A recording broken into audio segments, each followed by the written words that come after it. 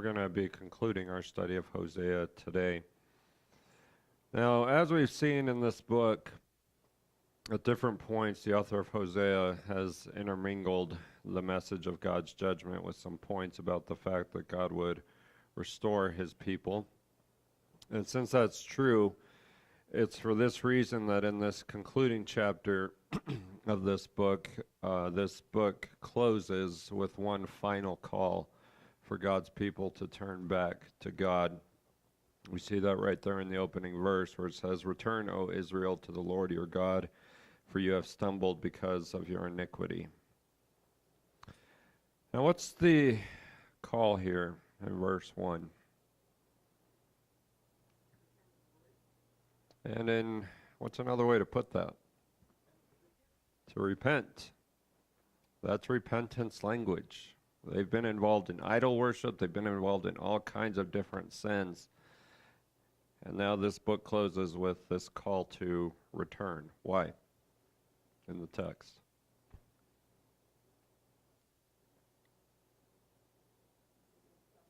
They've stumbled because of your iniquity is the way the New American Standard reads. So yes, this is how this book is closing, with this call to return because God's people have stumbled. They've fallen in their relationship with God because of their sins. So this is the point that really, looking for a word there, that really covers chapter 14. It's this point about returning. This chapter is only 9 verses long, but there's several points here that are made about returning to God and his people leaving behind all those things that they've been involved in. So the first point we'll see in verses 2 and 3 is that Israel would return to God through their prayers to God. Second point we'll see in verses 4 through 7 is that Israel would return to God through the healing and love of God. Third, verse 8 is that Israel would return to God through the care of God. And finally, verse 9, the fourth point is that Israel would return to God through the wisdom of God. Now that's going to be the application to us that we'll see after studying these things, is that if we're in that condition where we're not living pleasing to God, we also must return to God. So let's read. We already read verse 1, so we're just going to read verses 2 through 9, and then we'll look at the points. But anything else on verse 1? Okay. So again, Hosea 14, beginning in verse 2, we read, "Take words with you and return to the Lord. Say to him, take away all iniquity, and receive us graciously, that we may present the fruit of our lips. Assyria will not save us. We will not ride on horses, nor will we say again, our God, to the work of our hands. For in you the orphan finds mercy. I will heal their apostasy. I will love them freely, for my anger has turned away from them. I will be like the dew to Israel. He will blossom like the lily, and he will take root like the cedars of Lebanon. His shoots will sprout, and his beauty will be like the olive tree, and his fragrance like the cedars of Lebanon. Those who live in his shadow will again raise grain, and they will blossom like the vine. His renown will be like the wine of Lebanon. O Ephraim, what more have I to do with idols? It is I who answer you and look after you. I am like a luxuriant cypress. From me comes your fruit. Whoever is wise, let him understand these things. Whoever is discerning, let him know them. For the ways of the Lord are right, and the righteous will walk in them, but the transgressors will stumble in them." So again, we're looking at this point about returning to God. The first point there deals with them returning to God through their prayers. That first line there in verse 2 said, "Take words with you and return to the Lord." Now, when we're taking words to God, what are we doing? We're praying. So this is where we begin to see that this first point deals with prayer. It's that language of taking words to God. That's what we're doing in our prayers. So what are they, in this case, what are they doing as they're going to God in prayer? Returning to him. So we're back to that point of verse 1, returning to him. So here we have an example of the prayer they might give. And what is this prayer? What are they asking God to do in this prayer?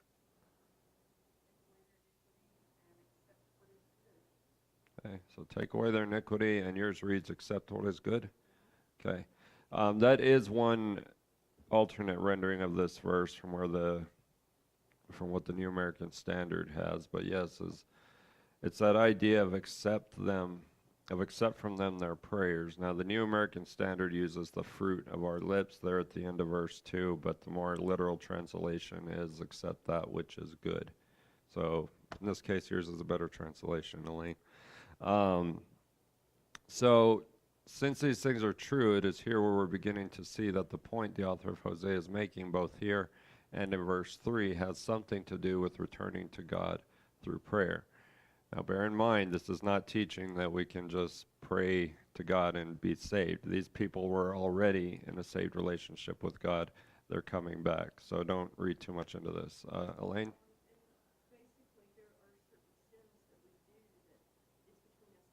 Exactly. Right. There is private sins, and then some sins are more public in nature. Anything else on verse 2? Okay. In verse 3, the prayer, this example of a prayer continues. What's said here in verse 3? What are God's people acknowledging? Okay, so Assyria will not save them. What else is said here? They will not ride on horses. And what else does the text tell us?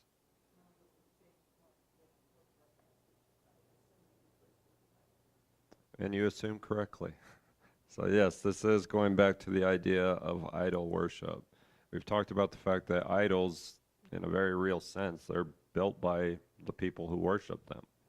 So that's a reason idols don't really exist, because they're built by people.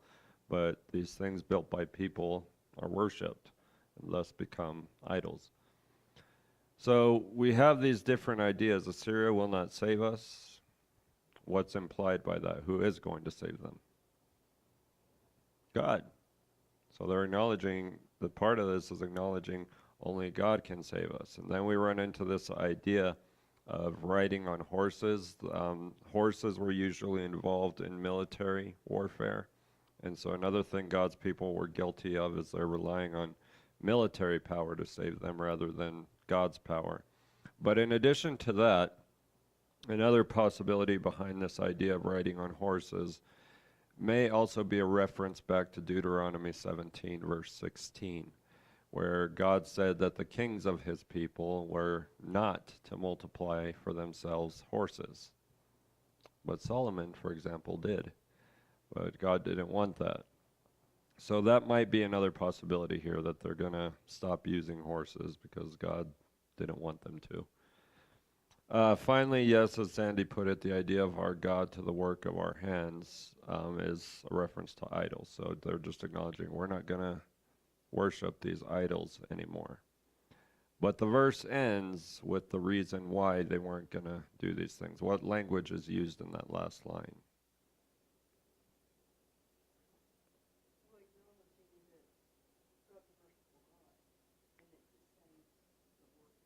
Okay, so we have this orphan image. Does anyone have a different word than orphan there? Fatherless. That's another word that can be used here. But yeah, so why are God's people orphans at this point?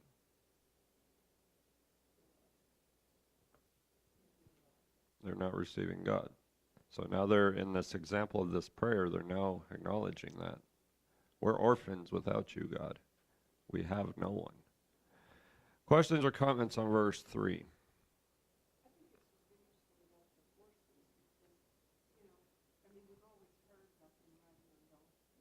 Right.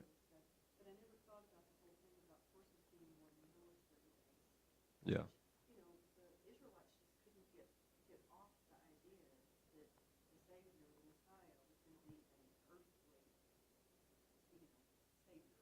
Right. Right. Because horses were used in military warfare. Andrea?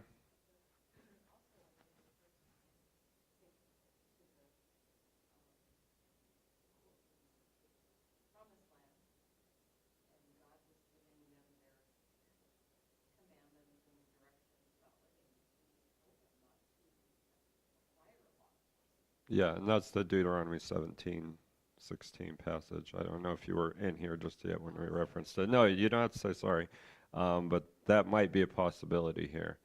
But there's also some military reference here. I mean, you look at the Egyptians, they chased the Hebrews to the Red Sea with chariots, which had horses. Yeah, right, exactly. And that's part of what this example of a prayer is dealing with. Dean, you had your hand up.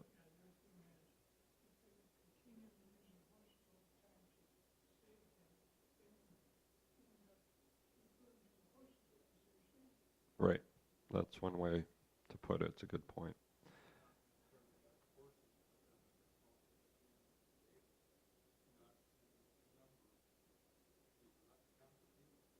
Right.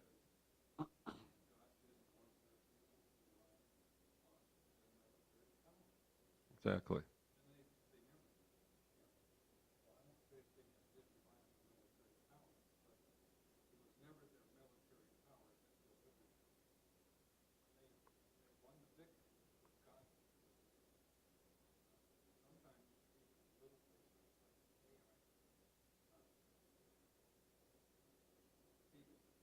Right. That's true. The AI situation was like when I think it was the one where Achan took something when God said, "Don't take it." So, anything else on verse 3?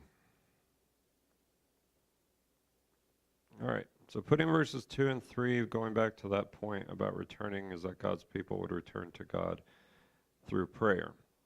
The author of Hosea has recorded this example of a prayer where God's people might be asking for his forgiveness, to accept them back into a relationship with him, because they've realized it is only God who can save them. In addition to that, they're also making vows to never again rely on other things for salvation, such as Assyria or the military power of horses and their man-made idols, because if that's their mindset, then God would bring them back into that relationship with him and give them the same compassion that an orphan would be given. So that brings us to verses 4 through 7, where we see the second point about God's people returning to him, and that's through his healing and love. We see that there in the first two lines. The text says, "I will heal their apostasy, I will love them freely." Again, we're just sticking with those first two lines right now. Now, can anyone tell me what the word apostasy means? It's not a word we use too often. It's turning away from God and abandoning him. Now, that's in the religious context, but we know that's the idea because that word apostasy just by itself means to turn away from something. Like you. Go ahead.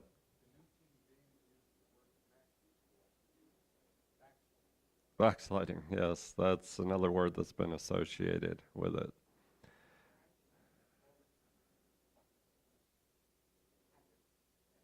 Yeah, it's also the idea of rebellion or revolting against someone. So, but this text says God is going to heal them from that. It's still a forgiveness kind of language. But in addition to that, he's also going to love them freely, the text says. Now, when you're doing something freely, what does that mean? Okay, given without charge, that's one idea, but what else? Unconditionally. So you're doing it willingly, is the idea. It seems to be the idea here, that God is going to love them freely. Now, with that in mind, we should also know something about this word for love. In the Old Testament context, the word for love usually carries with it the idea of affection or loyalty. It's not really the agape term here in the Old Testament. It's just, it's more tied in with that emotional kind of love. Now, all these things would be made possible because God's anger has turned away from them, which is a way of saying that God would no longer be angry with his people, because he has been angry up to this point. But there's coming a time when he would no longer be angry with his people. Anything else on verse 4?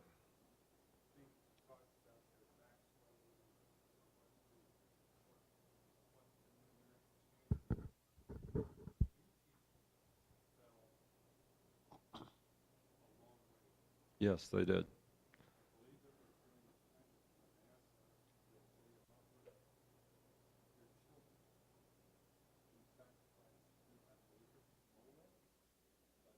I think that's correct. Right. Yeah, that's part of what was going on.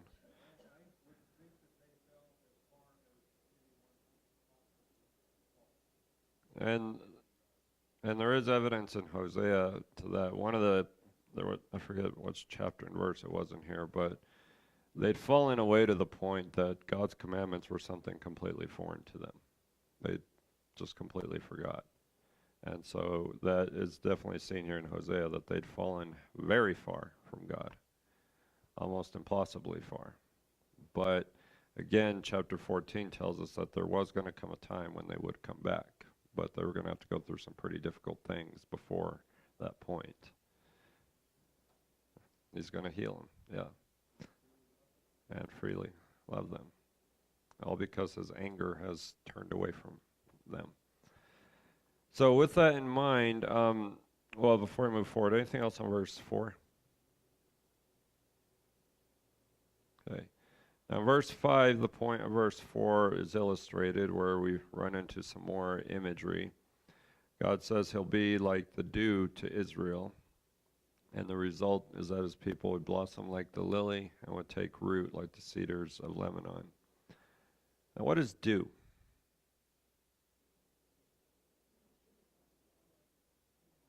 It's moisture that's on the ground in the morning. Now, earlier in Hosea, some of that imagery was used to say that God's people are going to be no more. But here it's used to say that God is going to help his people grow.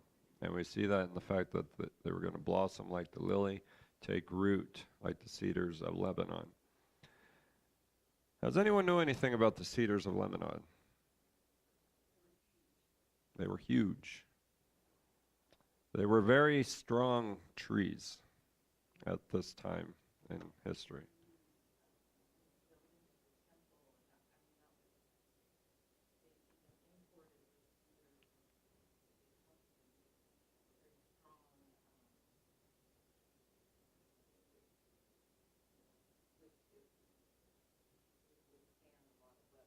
Yeah. They were right. They were very strong trees. Their wood was used in construction sometimes. But that image is used to say that God's people were going to be standing firm after this returning would happen. Like the cedars of Lebanon, they'd be strong. So, with that being the case, in verse 6, some of that imagery continues. And the text says, his shoots will sprout, and his beauty will be like the olive tree, and its fragrance like the cedars of Lebanon. So we see that cedars of Lebanon imagery again. But here the point is continuing to be made that people would grow and continue to stand firm in their relationship with God. Well, what else is part of the picture here in verse 6? The fragrance. We see this fragrance idea. Now, what do we usually associate with fragrance? Right, exactly. It's something good. So the idea here is that God's people would be considered beautiful and pleasing in his sight, because in terms of God, usually this fragrance, sometimes you see the word aroma. It's the idea of something being pleasing to God.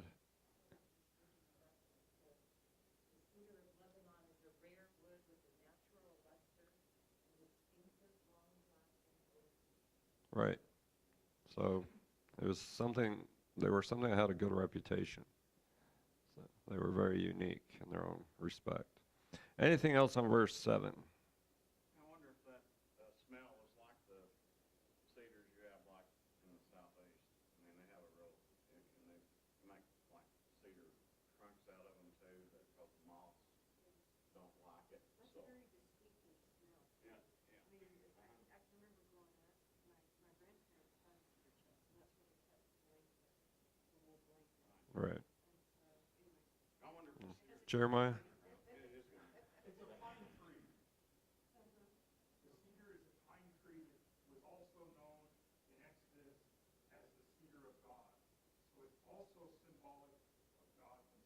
Right. So it may not be the same thing then. May not be. I mean, there's different kinds of cedars, but the cedars of Lebanon were very well known. Um, and here that imagery is used just to say in what shape God's people would be at this time of returning. But yeah, pine tree would be a good comparison. Um, Anything else on verse 7?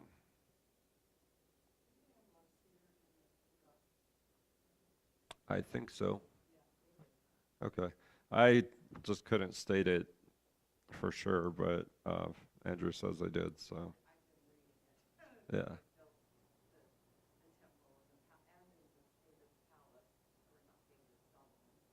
Right. So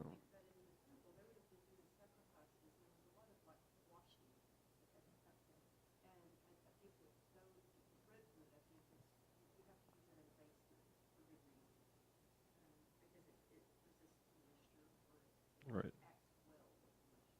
Yeah. Yeah. Anything else on verse 7? Okay. So putting verses 4 through 7 together, about putting in that context of returning. Uh, Actually, I missed verse 7. We were in verse 6. Let's talk about verse 7. Verse 7 continues the agricultural imagery, but here the imagery is used to make the point that not only deals with how, or it does deal with how God's people would be viewed, not only by God, but also by the people around them. Now we run into this Lebanon imagery again, but this time it's the wine of Lebanon. But that imagery is used to make a point about how God's people would be viewed by others after God would restore that relationship. So we see this idea before we reach the wine of Lebanon point. It talks about those who live in his shadow will again raise grain. Now, when you're in somebody's shadow, what does that sometimes mean? Not always, but sometimes. Okay, you're doing the same thing they are, but what else is associated with the idea of shadow? Following. So that all of that seems to be part of this idea, but also when you're in the shadow of something, sometimes it's associated with being sheltered by them. So that third possibility seems to be the idea here that that God's people would be viewed as a shelter, and that would allow them to be productive in raising crops. But we also see this idea of blossoming like the vine. Again, that blossoming idea emphasizes the idea of growth. And finally, we see the idea of God's people's renown. Now, again, renown isn't a word we use terribly often, but when we talk about renown, what is that associated with? Fame and honor. So, this is how God's people are going to be viewed by others as honorable. Now, the condition they're in now at the time Hosea is writing and preaching, they're in a pretty bad spot. They're not being honored because of how God is judging them. They're being seen as the lowest of the low. But after this returning happens, they'll be back in that position of honor, like the wine of Lebanon. So, like the cedars of Lebanon, the wine of Lebanon also had a good reputation because it was a great quality wine at the time. Now, applying that here, this renown or honor God's people would have would also be of great quality, like the wine of Lebanon. Anything else on verse 7? Okay. So putting verses 4 through 7 together, the point we should see from these verses about Israel returning to God is that Israel would return to God through the healing and love of God. The author of Hosea has shown that another way God's people would return to him is through his healing and love. See that there in verse 4. Those ideas are paired together. The result of that is that God's people would grow and stand firm in their relationship with God. What would also happen is that they'd get their honor back. They'd be honorable.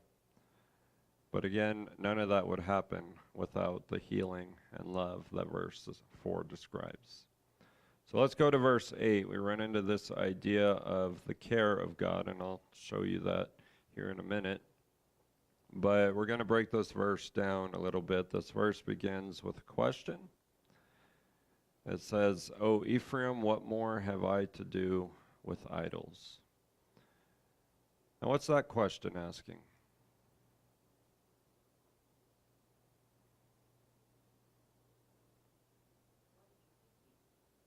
Okay, that's one possibility, but the language of this verse is, what have I to do with idols? Now, when you have something to do with something else, what does that mean? To be a part of it. So at first glance, this language, or the language of this question is asking, what part do I have in idols? That is the language of this question.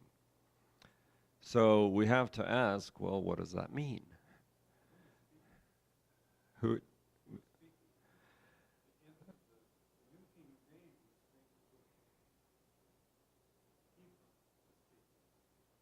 Okay, how does the New King James read?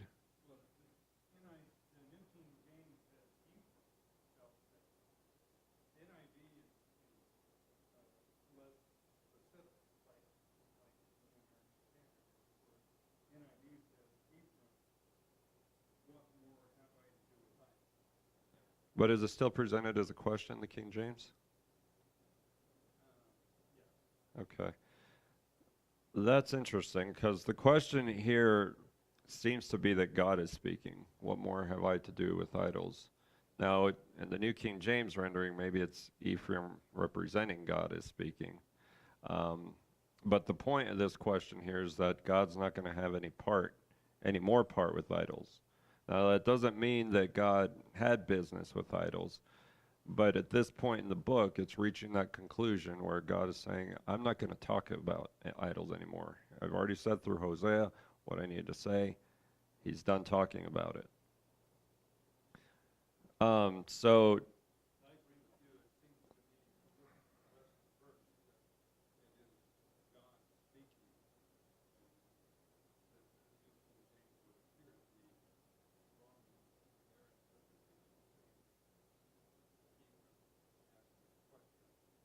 right.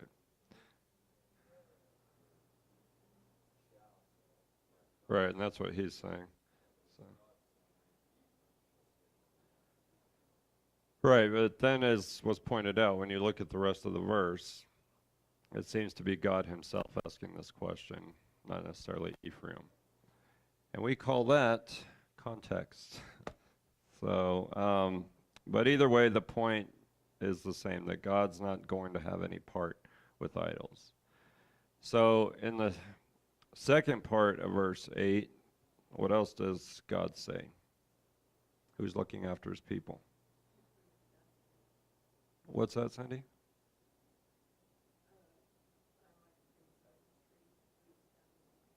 Okay. Well, what does it say before the cypress image? And what does it mean to look after someone? To take care. So here's where we're seeing this caring idea. God's going to care for his people. Because that phrase, look after, it does come from a word that means to provide or care for. So God's making the point, your idols aren't going to care for you, Ephraim or Israel. It is I, God, who's going to care for his people. And then the last line, the last two lines, I should say, we see this idea of the luxuriant cypress. Now, you have green cypress there, Sandy? Okay. So whether you use luxuriant or green,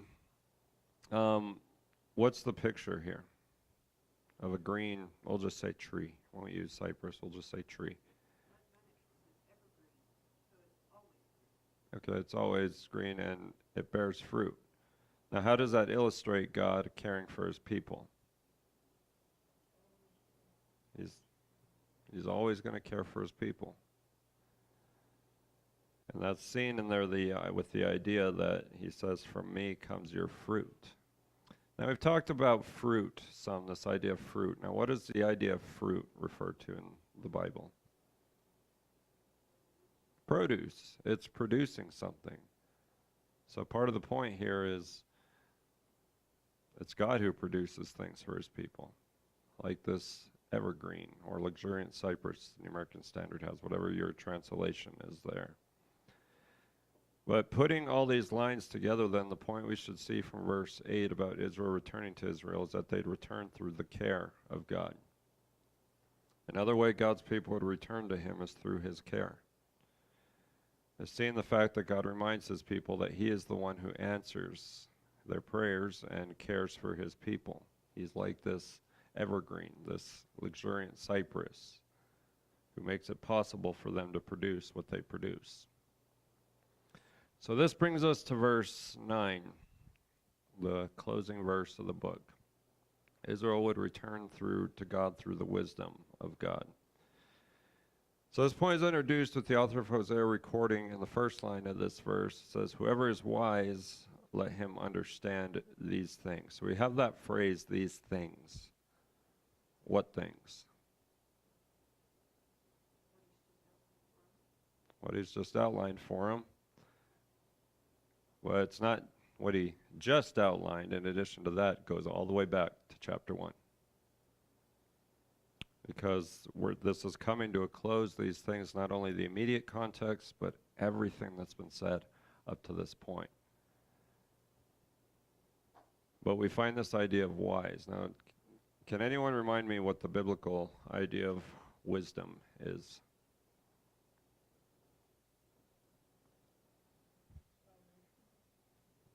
Okay, that's part of it. But the biblical idea of wisdom is seeing things as God sees them. Now, if you're seeing things as God sees them, you're going to have the sense to know and understand everything that's been recorded through the preaching of Hosea. So since that's true, in the second line of the verse, the author of Hosea makes a similar point that says, whoever is discerning, let him know these things. Now, what does it mean to be discerning?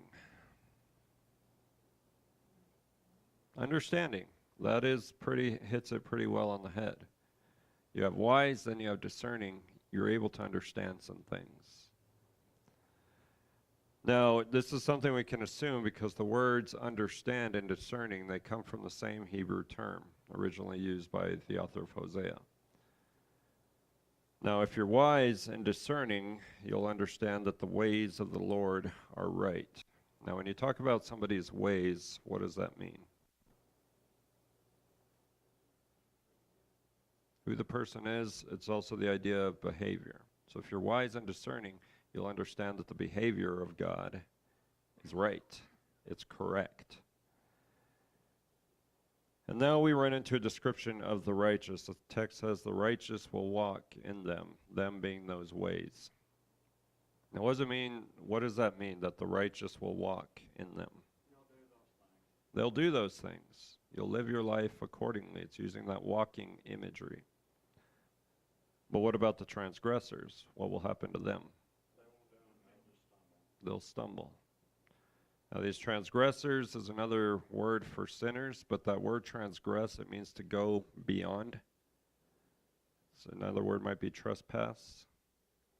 So these transgressors will go beyond the ways of the Lord. They'll step outside those boundaries God has laid out. But again, we'll ask, how will God's people return? What's the point here? That God's people would return to God through the wisdom of God, having that wisdom about them, seeing things as God sees them. But the transgressors, on the other hand, would stumble in those ways of the Lord. Anything else on verse 9? All right. So, considering everything that's been written in chapter 14, the point is the one stated in verse 1. Return, O Israel, to the Lord your God, for you have stumbled because of your iniquity. Well, how would these people return? Through their prayers, through the healing and love of God, through the care of God, and the wisdom of God. So, the application of this to us is the same, that if we're needing to, we must return to God. That's how this book closes, with a call to return to God if we have not done so already. The New Testament calls this repentance, as was already stated. Now, based on what we've studied today, if we need to return to God, that might involve prayer, that God might accept us back into that relationship. It might involve recognizing the healing and love of God.